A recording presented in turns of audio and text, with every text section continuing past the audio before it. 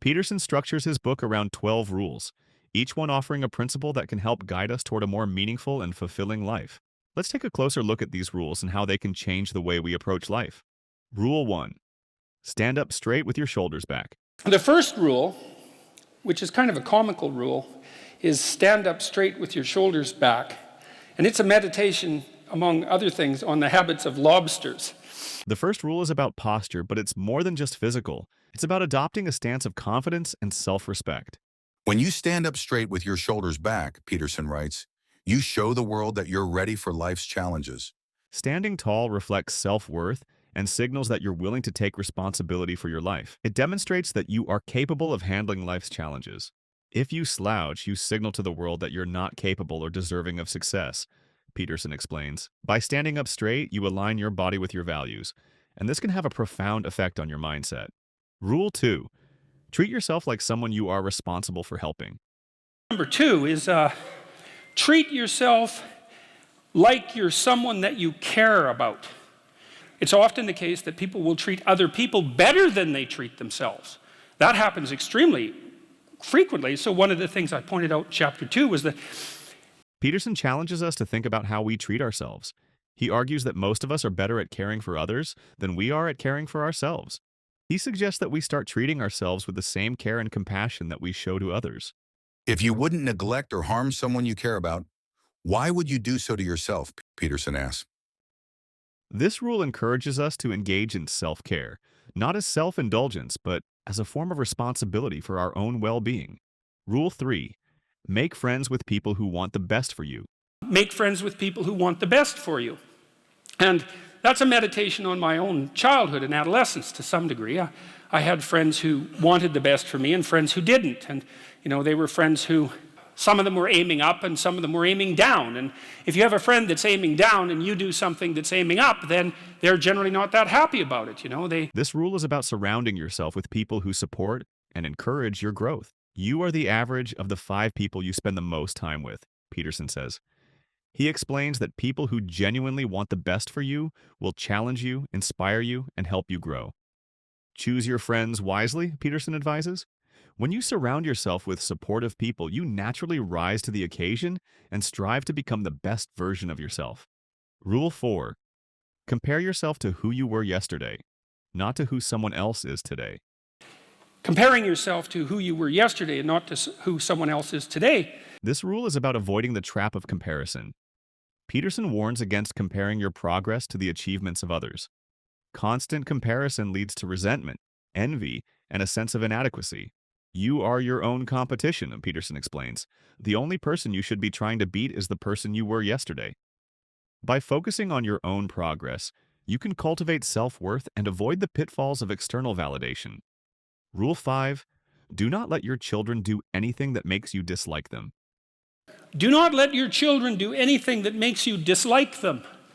And I thought that would be contentious, first of all, because people would think, well, I never dislike my children. It's like, really? Really? Really, Peterson's 5th rule focuses on parenting. He explains that children need boundaries, discipline, and guidance to grow into responsible adults. When parents fail to set boundaries, children learn behaviors that are socially unacceptable. If your child's behavior makes you dislike them, it's a reflection of your failure as a parent to teach them responsibility, Peterson writes. This rule emphasizes the importance of discipline and teaching children responsibility, respect, and consideration for others. Rule 6.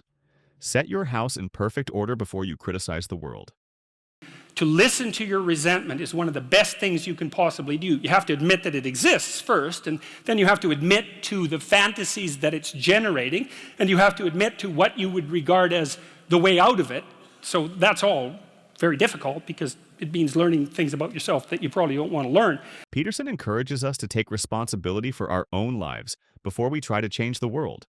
If your own house is in disarray, how can you offer solutions to the problems of the world? Before criticizing others or pointing fingers, we must first address what is within our control. Focus on fixing what's broken in your life, he says. Only then will you be in a position to make meaningful contributions to the world. This rule calls us to examine our own actions and take responsibility for the impact we have on the world. Rule 7. Pursue what is meaningful, not what is expedient.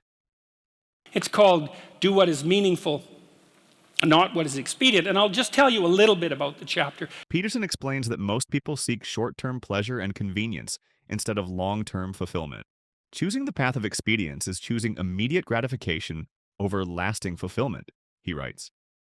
He encourages us to pursue what is meaningful, even if it requires sacrifice and effort. The meaning of life is not about what we can gain, but what we can give, Peterson says.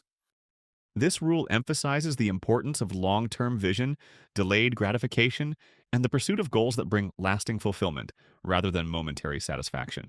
Rule 8. Tell the truth, or at least don't lie. Honesty is a cornerstone of Peterson's philosophy. Lying destroys trust, creates confusion, and leads to a lack of integrity, Peterson explains. He urges us to tell the truth, both to others and ourselves. If you don't know the truth, then don't speak, but always aim for honesty and transparency. Telling the truth is not just about communication, it's about aligning your inner thoughts and actions with your external words. Rule 9. Assume that the person you are listening to might know something you don't. Chapter 9 is assume that the person you are listening to might know something you don't. This is a chapter about conversation and about the different forms conversation takes. And it's a chapter about humility, and it's a chapter about listening. And This rule encourages humility and openness. Peterson urges us to listen with the intent to learn rather than to respond. By assuming that everyone has something valuable to teach us, we open ourselves to learning and growth. When you listen, you open the door to learning, Peterson says. By practicing active listening, we become better communicators, problem solvers, and learners. Rule 10. Be precise in your speech. you want to defeat your wife in an argument. Oh, well, great. Like, if she was going to disappear tomorrow, no problem. But, like, you're going to, like, live with defeated, miserable her for the next week? That's no good. Peterson emphasizes the power of clear and precise communication. If you can't articulate your thoughts, you can't think clearly, he says. Vague or imprecise language leads to confusion and misunderstanding. By expressing ourselves with clarity, we improve both our communication and our understanding of the world. This rule encourages us to be mindful of our words and ensure they reflect our thoughts and intentions accurately. Rule 11. Do not bother children when they are skateboarding. Don't bother children when they're skateboarding. And that's a meditation on the difference between weakness and goodness. This rule is about encouraging risk-taking. Peterson explains that risk-taking is essential for growth, learning, and the development of resilience. Safety is an illusion, he writes. Risk is a natural part of life, and preventing others from taking risks denies them the opportunity to grow. This rule is about promoting courage and the willingness to embrace challenges. Rule 12. Pet a cat when you encounter one on the street. It's called Pet a Cat When You Encounter One on the Street. And it's the most personal chapter in the book. It's a lot about my daughter. And my daughter was very ill when she was a kid, but particularly when she was a teenager. She had a very terrible time of it. The final rule emphasizes mindfulness and presence. Peterson encourages us to stop and appreciate the small moments of beauty in life. Life can be hard and cruel, but beauty is still there, Peterson writes.